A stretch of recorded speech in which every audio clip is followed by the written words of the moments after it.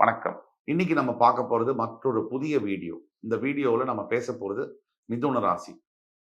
மிதுன ராசி மிதுன ராசி அன்பர்கள் தற்சமயம் அஷ்டம சனியிலிருந்து வெளில வந்து, இந்த பாக்கியஸ்தானத்துல சனி மூவ் ஆனதுலேருந்து கொஞ்சம் மிகப்பெரிய முன்னேற்றங்கள் இல்லைன்னா கூட, நிறைய மாறுதல்களை சந்தித்துக் கொண்டு தான் இருக்கிறார்கள். அப்படி சந்தித்துக் கொண்டிருக்கக்கூடிய மிதுன ராசி அன்பர்களுக்கு இன்றைக்கு என்ன தலைப்பு அப்படின்னா, மிதுன ராசியில் வரக்கூடிய நட்சத்திரங்கள் 3. மிருகசீரிடம், திருவாதிரை, புனர்பூசம். இந்த மிருகசீரிடம் என்பது செவ்வாய் பகவானுடைய நட்சத்திரம். இந்த திருவாதிரை என்பது ராகு பகவானுடைய நட்சத்திரம். இந்த புனர்பூசம் என்பது குரு பகவானுடைய நட்சத்திரம்.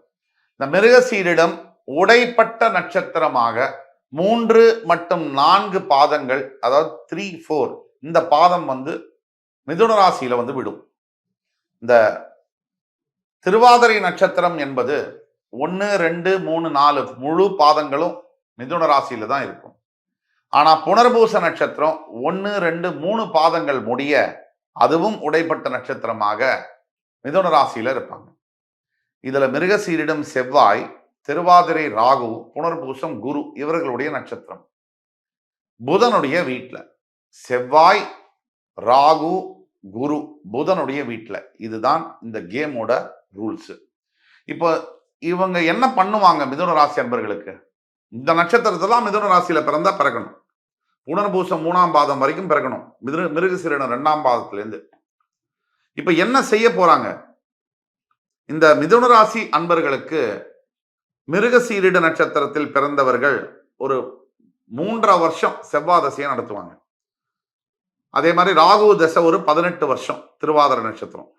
அதற்கு பிறகு புனர்பூச நட்சத்திரம் ஒரு 12 வருஷம் 3 பாதங்கள் இருக்கிறதுனால 18, 12, 30, 30 ஒரு 3ஐயும் 33 சராசரியா மிருகசீரிடம் செவ்வாய் நட்சத்திரம் 3ஆம் பாதத்தில் பிறக்கக்கூடிய மிதுன ராசி அன்பர்களுக்கு சராசரியா குரு திசை என்பது ஒரு 40 வயசுல முடிஞ்சிடும். அதே மாதிரி திருவாதிரை நட்சத்திரம் ராகு சாரத்தில் பிறக்கக்கூடிய மிதுன ராசி அன்பர்களுக்கு ஒரு 35 வயசுலேயே வந்து குரு திசை முடிஞ்சு சனி திசை என்பது வந்துடும். அதே மாதிரி புனர்பூச நட்சத்திரத்தில் பிறக்கக்கூடிய மிதுன ராசி அன்பர்களுக்கு கிட்டத்தட்ட ஒரு 16 வயசுலேயே 10லேருந்து 16 வயசுக்குள்ளேயே ராகு தசை குரு தசை முடிஞ்சு சனி திசை வந்துடும். அப்போ கிட்டத்தட்ட ஒரு 15 வயசுலேருந்து எடுத்துக்கிட்டா 40 வயசுக்குள்ள சனி திசைக்குள்ள என்டர் ஆயிடுவாங்க. விச் மீன்ஸ் இவங்க ஒரு வாழ்க்கையில உச்சகட்ட பீக் டைம் அப்படின்னு சொல்லுவாங்க. ஆபீஸ் ஹவர்ஸ் சொல்ற மாதிரி பீக் டிராபிக் ஹவர்ஸ்ங்கிற மாதிரி உச்சகட்ட நிலையில ஆக்டிவா வேலை செய்யக்கூடிய, ஆக்டிவா மனம் உடல் எல்லாம் இயங்கக்கூடிய அந்த நேரத்துல தான் சனி திசைக்குள்ள மிதுன ராசிக்காரர்கள் என்டர் ஆறாங்க. சனி திசை என்பது 19 ஆண்டு ஒரு லாங் ஜர்னி. அது வாழ்க்கையில கிட்டத்தட்ட 3ல ஒரு மடங்கு சனி திசையில போயிடும். அப்போ சனி திசை மிதுன ராசிக்கு சனி பாக்யாதிபதி. இந்த 19 வருஷம் 15 வயசுல இருந்து 40 வயசுக்குள்ள இருக்கக்கூடிய மிதுன ராசி அன்பர்களுக்கு சனி திசை ஆரம்பிச்சிருச்சு அப்படின்னா, இந்த 19 வருஷ சனி திசை என்ன செய்ய போறார் அப்படிங்கறத பத்தி தான் இந்த காணொலி. சனி என்ன செய்வார் அப்படின்னா, மிதுன ராசிக்கு சனி பகவான் பாக்யஸ்தானத்துக்கு அதிபதி. இந்த 9th பிளேஸுக்கு லார்டா வர்றார். அந்த மிதுன ராசிக்கு அதிபதியா வரக்கூடிய, அதாவது மிதுன ராசியிலிருந்து 9ஆம் இடத்துக்கு அதிபதியா வரக்கூடிய சனி பகவான் 1, 5, 9 திரிகோணஸ்தானங்களில் ஒரு திரிகோணஸ்தானத்துக்கு அதிபதியா வரக்கூடிய சனி பகவான் இந்த மிதுன ராசி அன்பர்களுக்கு ரொம்ப பெரிய லக் அண்ட் ஃபார்ச்சூனை வந்து கொண்டு வருவார். திருப்பியும் நம்ம சொல்ற மாதிரி ஒரு சராசரி கல்வி மறுக்கப்பட்ட ஒரு மிதுன ராசி அன்பர்களாக இருக்காங்க. அடிப்படை கல்வி வந்து இல்லை, படிப்பறிவு இல்லை. ஒரு 8ஆவதோடு நிறுத்துறதோ, ஒரு 5ஆவதோடு நிறுத்துறதோ, பள்ளி கல்வியிலேயே நிறுத்துறது. அதற்கு அடுத்தபடியாக வாழ்க்கையில வந்து எந்த ஒரு துணை இல்லாம போராட்டம், நிறைய போராடுவது, போராடி போராடி போராடி களைச்சு போவது, தோற்று போய் கடைசியா ஒரு வெற்றி அதை பார்க்கக்கூடிய அமைப்புல மிதுன ராசி இருப்பாங்க. அந்த போராட்டத்துக்கெல்லாம் கிடைக்கக்கூடிய வெற்றி அவங்களுக்கு ஒரு ஒரு ஞானத்தை வந்து போதிக்கும். அதாவது ஒரு அறிவை, ஒரு அனுபவத்தை போதிக்கும். எப்பவுமே தோல்வியே இல்லாம வரக்கூடிய வெற்றியில சுவையே இருக்காது.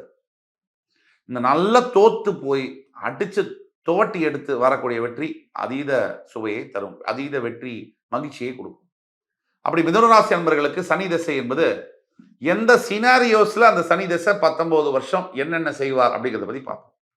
இல்ல முதல் சினாரியோல இந்த மிதுன ராசி அன்பர்களுக்கு 9ஆம் இடத்திற்கு அதிபதியான சனி பகவான் 9ஆம் இடத்தில் ஆட்சி பெற்று திசையை நடத்தும் பொழுது, கும்பராசியில் ஆட்சி பெற்று திசையை நடத்தும் பொழுது இந்த சனி பகவான் ஆன்மீக எண்ணங்களையும் ஆன்மீக சிந்தனைகளையும் விதைப்பார்.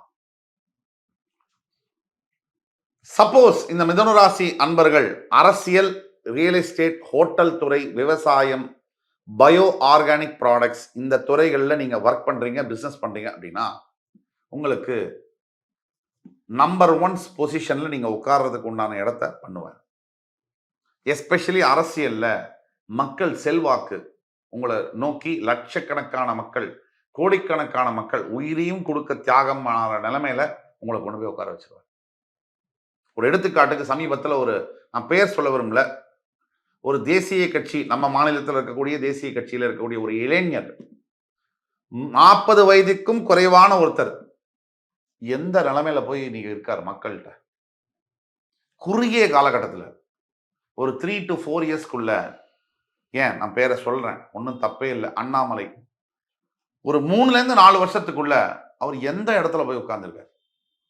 45-50 வருஷமா அரசியல் இருக்கிறவர்கள் உட்கார முடியாத நிலையில இடத்துல ஒரு 4 வருஷத்துல 40 வயசு கீழே இருக்கக்கூடிய ஒரு பையன் போய் உட்கார்ந்துருக்காரு. அது அவரோட கல்வி மட்டும் காரணமா இருக்க முடியாது, அவருடைய சுய ஜாதகம் கூட காரணம் தான். அந்த ஜாதகம் தான் அப்படிப்பட்ட கல்வி, அப்படிப்பட்ட புத்தி கூர்மை, ஷார்ப்னஸ், மக்கள் செல்வாக்கெல்லாம் ஏற்படுத்தி கொடுக்குது, அதற்கு உண்டான பிளாட்ஃபார்மையும் ஏற்படுத்தி கொடுக்குது. ஆக 9ஆம் இடத்தில் ஆட்சி பெற்று பாக்கியஸ்தானத்தில் வரக்கூடிய சனியோட தசை நடத்தும் போது மிதுன ராசி அன்பர்களுக்கு அந்த சனி திசை என்பது ஒரு எக்ஸ்ட்ராடினரியான ஒரு திசையா இருக்கும். லைஃபை டோட்டலா புரட்டி போடக்கூடிய திசையா இருக்கும். சாதாரண ஆளு கூட அம்பாசிடர் காரே வாங்க முடியாத ஒருத்தரை வந்து ஆடி காரில் டாப் மாடலா வாங்க வைக்கும். சினாரியோ நம்பர் 2, அதாவது நீங்க மிதுன ராசி, உங்களுடைய 11ஆம் இடத்தில் மேஷராசியில் சனி பகவான் நீச்சம் பெற்று திசையை நடத்துறாருன்னு வச்சுக்கோங்க. அந்த 19 வருஷமும் உங்களுக்கு நீங்க நினைச்சு பார்க்க முடியாத அளவிற்கு உங்களுக்கு ஃபேம் அண்ட் பாப்புலாரிட்டியை வந்து ஏற்படுத்தி கொடுத்துருவார். மிகப்பெரிய அளவில் ஃபேம் அண்ட் பாப்புலாரிட்டியை கொடுப்பார். அதற்கு அடுத்தபடியாக சினாரியோ நம்பர் 3, இதே சனி பகவான் மிதுன ராசி அன்பர்களுக்கு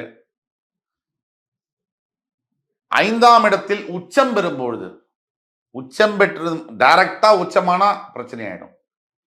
5ஆம் இடத்தில் உச்சம் பெற்று வக்ரகதி அடையும் பொழுது, பஞ்சமஸ்தானத்தில் உங்கள் ராசிக்கு 5ஆம் இடத்துல, மிதுன ராசிக்கு 5ஆம் இடம் எது? துலாம். அந்த இடத்துல சனி வந்து உச்சம் பெற்று வக்ரமாகும் போது, அந்த சனி திசை உங்களுக்கு நடக்கும் பொழுது, சுப கிரக தொடர்பு அந்த சனிக்கு இருந்துட்டான்னு வச்சுக்கோங்க, உங்களை வந்து கையில பிடிக்க முடியாது. ஒரு தேசத்திலேயே ஒரு தேசமே உங்களை பாராட்டுற அளவுக்கு ஏதாவது ஒரு பெரிய லெவல்ல ஏதாவது ஒரு விஷயத்தை நீங்க செய்வீங்க. அந்த அரசாங்கம், மத்திய அரசாங்கமே உங்களுக்கு வந்து ஒரு விருது கொடுக்குற அளவுக்கு சில விஷயங்களை நீங்க செய்வீங்க.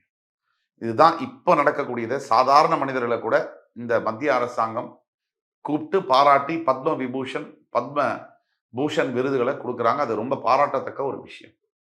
ஆக இந்த மாதிரி நிலைகள்ல சனி பகவான் 3 சினாரியோ, ஒன்று பாக்கியஸ்தானத்துல ஆட்சி பெற்று இருக்கும் போதோ, இல்ல மேஷராசி லாபஸ்தானத்துல நீச்சம் பெற்று இருக்கும் போதோ, இல்ல பஞ்சமஸ்தானத்துல உச்சம் பெற்று வக்ரமாகி இருக்கும் பொழுதோ, அந்த சனி திசை மிதுன ராசிக்காரர்களுக்கு 15 முதல் 40 ஆண்டுகளுக்குள்ள வருதுன்னா, நீங்க கண்டிப்பா உங்க சுய ஜாதகத்தை எங்கள்கிட்ட கொண்டு கன்சல்டேஷன் பண்ணலாம்.